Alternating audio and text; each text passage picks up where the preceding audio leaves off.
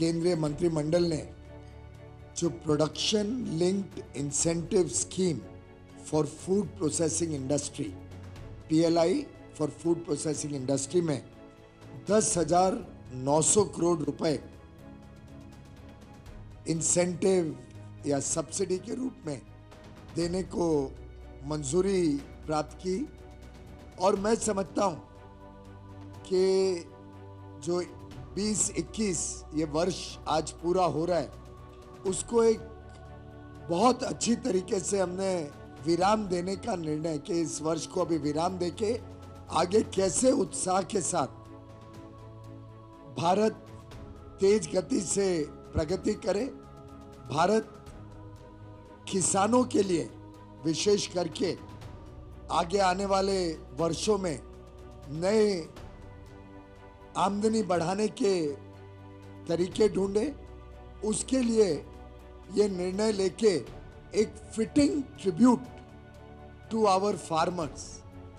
Fitting tribute to the अन्नदातास, जिन्होंने Covid वर्ष होने के बावजूद इस देश में जो उपज है कृषि क्षेत्र की, उस उपज को बढ़ाया है। 3-3.5% एग्रीकल्चरल सेक्टर में इस वर्ष में बढ़ोतरी होगी कोविड के बावजूद, और ये दर्शाता है कि हमारे किसानों में कितनी क्षमता है, कितना तेज है और किस प्रकार से वो बाधाओं के बावजूद, तकलीफों के बावजूद देश को आत्मनिर्भर बनाने में अपने योगदान लगातार देते आ रहे हैं। स्वाभाविक रूप से नए कृषि कानून जब पास हुए तब एक विशेष जो हम सबके मन में चिंता थी वो थी कैसे किसानों की आमदनी बढ़ाई जाए और क्या नए मार्ग खोले जाएं जिससे किसानों की आमदनी बढ़ सकती है। और आपने देखा होगा, और इसके बारे में माननीय तोमर जी आज वो आसाम में हैं कैंपेनिंग के लिए, इसलिए I am standing in for him. लेकिन माननीय प्रधानमंत्री जी और माननीय तोमर जी ने लगातार इस बात की चिंता की है कि किसानों के जो विकल्प आज के दिन उनके पास मौजूद है, जो जो ऑप्शंस हैं, उसको पूरी तरीके से बरकरार रखते हुए क्या हम कोई और विकल्प दे सकते हैं जिससे किसानों का आमदनी भी बढ़े, रोजगार के अवसर भी बढ़े, विशेष तौर पे निवेश हो किसानी क्षेत्र में, और आगे किसानी प्रोडक्ट्स को जो उपज है उसको प्रोसेस करके वैल्यू एडिशन बना के देश और विदेशी मार्केटों में इसका डिमांड बढ़ने में हम योगदान दे सके। और मैं समझता हूं कि जिस प्रकार से नए कानूनों से हमने ऑप्शन दिया है किसानों को कि वो अगर चाहें, पूरी तरीके से ऑप्शन है, अगर चाहें तो वो अपनी उपज को एपीएमसी मंडी में बेच सकते हैं, अगर उनको ज्यादा दाम मिलता है तो वो चाहे तो और किसी को बेच सकते हैं, डायरेक्टली बेच सकते हैं, और अगर वो चाहें स्वयं से और उनको लाभदायक दिखता है कि वो किसी के साथ कॉन्ट्रैक्ट करके एक लंबे अरसे के लिए सुनिश्चित कर लें कि उनकी उपज का अच्छा दाम मिले, तो वो भी उनको ऑप्शन दिया गया। ये अलग बात है कि कुछ लोगों ने बहुत भ्रमित करके किसानों को गलत फहमियों में डाल के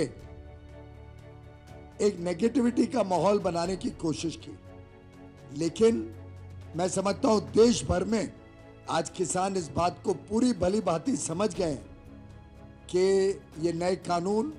महज एक इनके लिए ऑप्शन है, एडिशनल ऑप्शन है, पुरानी व्यवस्थाओं को पूरी तरीके से बरकरार रखता है। इसमें भी, इस ऑप्शन को देते हुए भी सरकार ने बहुत उनके लिए केयरफुली डिजाइन किया है कि उनको उनकी जमीन पे कोई हाथ नहीं लगा सके, किसी प्रकार से भी उनकी जमीन को कभी कोई खतरा नहीं है। अगर कॉन्ट्रैक्ट के बाहर उनको ज्यादा दाम मिलता है तो उसमें बोनस का भी प्रावधान है, या वो कॉन्ट्रैक्ट के बाहर मार्केट में बेच सकते हैं, उनके ऊपर बंधन नहीं है किसानों के ऊपर। तो अगर ज्यादा दाम मार्केट में मिलता हो तो कॉन्ट्रैक्ट छोड़ के मार्केट में बेच के किसान को ज्यादा दाम मिल सकता है। अगर दाम कम हो जाए तो किसान की उपज को कॉन्ट्रैक्टेड दाम में लेना ट्रेडर के लिए कंपलसरी रखा गया है। तो दोनों तरीके से it is a win win solution for the farmers. दाम कम होते हैं तो किसान को ज्यादा दाम मिलेंगे, मार्केट बढ़ जाती है तो किसान मार्केट में बेच सकता है या अधिक बोनस लेके दे सकता है। तो हर प्रकार से किसान के हित में ये कानून बनाए गए और उसकी अगली कड़ी में कैसे फूड प्रोसेसिंग इंडस्ट्री देश में बड़े पैमाने पे आए, कैसे food processing industry global scale पे भारत में प्रवेश करे, निवेश करे, यहाँ पे उसके माध्यम से हम बहुत अच्छा रेडी टू ईट फूड्स बना सकते हैं। हमारे कई सारी ऑर्गेनिक प्रोडक्ट्स का विश्व में बहुत डिमांड है। एग और एग से संबंधित जो चीज़ें हैं या एनिमल हस्बेंड्री से संबंधित मोज़रेला चीज़, इसकी विश्व भर में बहुत बड़े रूप में डिमांड रहती है। इसी प्रकार से हमारे फल और सब्जियों का अगर हम कच्चा माल देखें तो उसकी एक दाम है जो सीधा खेत से आता है, लेकिन जैसे ही उसको प्रोसेस कर देते हैं यानी क्लीनिंग, पैकिंग, उसको प्रेजर्वेटिव्स लगाना और फिर देश और विदेश में बेचना, तो वही चीज की कीमत बहुत बड़े रूप में बढ़ जाती है और उससे किसान भी अपनी शेयर उस प्रोडक्ट की बढ़ा सकते हैं। किसानों को और ज़्यादा डिमांड मिलेगी अच्छी चीज़ों की जिसमें उनको दाम अच्छा मिले, कीमत अच्छी मिले। और जो फूड प्रोसेसिंग इंडस्ट्री आएगी उसमें जैसा माननीय प्रकाश जी ने कहा बड़े रूप में, और हमारा अनुमान है सिर्फ ये एक स्कीम से 10,900 करोड़ अगले 6 साल की स्कीम है ये, उसमें हम ये 10,900 करोड़ जो इंसेंटिव देंगे, अकेले इससे 2.5 लाख लोगों को अधिक रोजगार के अवसर हमारे युवा युवतियों को मिलेंगे। अब आप अंदाजा लगाइए, एक बार जब इकोसिस्टम फूड प्रोसेसिंग का तेज गति से बढ़ता है तो इंसेंटिव के बाहर भी बहुत लोगों को उत्साह आता है कि वो भी अब इस क्षेत्र में निवेश करें। तो 2.5 लाख लोग तो सिर्फ इस स्कीम के तहत, बाकी जब फूड प्रोसेसिंग को अलग अलग योजनाओं से हमने एनिमल हस्बेंड्री में अब फिशरीज को 20,000 करोड़ की प्रधानमंत्री मत्स्य संपदा योजना से की अलॉटमेंट की है 20,000 करोड़ की। आत्मनिर्भर भारत के तहत 1 लाख करोड़ हम एग्री इंफ्रास्ट्रक्चर बढ़ाने के लिए निवेश करने जा रहे हैं, जिससे एपीएमसी मार्केट्स का भी इंफ्रास्ट्रक्चर सुधरेगा और अलग अलग मॉडर्न मैकेनिकल इक्विपमेंट लाके किसानी क्षेत्र को लाभ होगा। तो अलग अलग कड़ी से देश में किसानों की आमदनी बढ़े, देश में नए रोजगार के अवसर मिले, देश में वैल्यू एडेड प्रोडक्ट बने, और विशेषकर इस स्कीम की एक बहुत प्रमुख अंग ब्रांड बिल्डिंग है। इसमें एक प्रमुखता ये रखा गया है कि भारत का ब्रांड कैसे विश्व पटल पर उसका सृजन हो, कैसे उसके बारे में विश्व भर में पहचान बढ़े भारत के ब्रांड की। अब भारत में बना अगर अच्छी क्वालिटी का प्रोड्यूस, अच्छी मशीनों द्वारा बनाया हुआ माल जो हाइजीनिक है, जो इंटरनेशनल क्वालिटी स्टैंडर्ड्स को मीट करता है, जब वैसा सामान विश्व में मिलेगा तो हमें विश्वास है कि इससे एक बहुत बड़ा रोजगार और किसानों की आमदनी में वृद्धि होने का एक मार्ग खुलेगा। इसमें ready to cook, ready to eat products हैं, जिसमें मिलेट बेस्ड जो प्रोडक्ट्स हैं उसको भी जोड़ा गया है। और आप जानते हैं रागी वगैरह जो मिलेट्स हैं उसका आजकल विश्व स्तर पर काफ़ी डिमांड बढ़ रही है, न्यूट्रिशनल वैल्यू उसकी अच्छी होती है। और आज के दिन जो विश्व में एक कॉन्शियसनेस आई है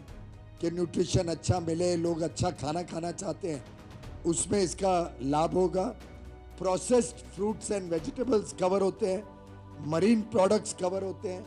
मोज़रेला चीज़ इसमें इसके अंतर्गत आती है, ऑर्गेनिक प्रोडक्ट्स जो हमारे लघु और सूक्ष्म या मध्यम वर्गीय उद्योग बनाते हैं, जिसमें अंडे हैं, पोल्ट्री मीट है, अंडों की अलग अलग जो प्रोडक्ट्स और बनते हैं, इन सबको भी कवर किया गया है। और ये सब प्रोडक्ट्स को लेके देश में भी डिमांड बढ़े, अंतर्राष्ट्रीय स्तर पर हमारा एक्सपोर्ट बढ़े और चैंपियंस यानी कंपनियां जिसको विश्व भर में पहचाना जा सके और जो भारत का नाम रोशन कर सके, ऐसे लोगों को इंसेंटिवाइज करने के लिए हम ब्रांडिंग, ब्रांड बिल्डिंग और मार्केटिंग के लिए भी लोगों को इंसेंटिवाइज करेंगे, जिससे भारत का नाम प्रचलित हो सके। इस पूरी स्कीम को प्रॉपरली मॉनिटर करने का भी अच्छी तरीके से फूड प्रोसेसिंग मंत्रालय, हमारी माननीय सचिव श्रीमती पुष्पा सुब्रमण्यम जी हमारे साथ हैं, उन्होंने इसको बहुत गहराई से, और भारत में जो अभी फूड प्रोसेसिंग क्षेत्र में लोग जुड़े हुए हैं उन सब के साथ शायद 8-9 महीने तक सलाह मशुरा करके इस स्कीम को बड़ा ही व्यवहारिक प्रैक्टिकल स्कीम बनाया गया है। इस स्कीम को हर लेवल पे अप्रूवल मिल चुकी है, पूरा पैसे का प्रावधान हो चुका है, इससे एक्सपोर्ट भी बढ़ेगा, देश की मार्केट में भी रेडी टू ईट फूड्स मिलेंगे। और कोविड काल के बाद हम सभी जगह देख रहे हैं कि रेडी टू ईट फूड्स की मार्केट बड़े मात्रा में बढ़ रही है। तो मैं समझता हूँ बड़ा ही माननीय प्रधानमंत्री नरेंद्र मोदी जी और माननीय श्री नरेंद्र सिंह तोमर जी ने बड़े ही उपयुक्त समय पे, सही समय पे ये अच्छी स्कीम देश के समक्ष रखी है। इसमें मरीन प्रोडक्ट्स होने के कारण कई सारे हमारे जो कोस्टल रीजन है, जिस स्टेट से प्रकाश जी और मैं आते हैं, महाराष्ट्र हो, गुजरात हो, कर्नाटक हो, केरल, गोवा हो, केरल हो, तमिलनाडु हो, ओडिशा हो, आंध्र प्रदेश हो, पश्चिम बंगाल हो, ये पूरी जो कोस्टल स्टेट्स हैं, इन सब स्टेट्स में भी फिशरीज सेक्टर को एक बहुत बड़ा पुश मिलेगा, इन सब प्रदेशों में भी। और ये तो पूरे देश में आज फल सब्जियों को प्रोत्साहन मिलेगा, इन प्रदेशों में विशेषकर इस स्कीम का लाभ होने का अनुमान साफ दिखाई देता है।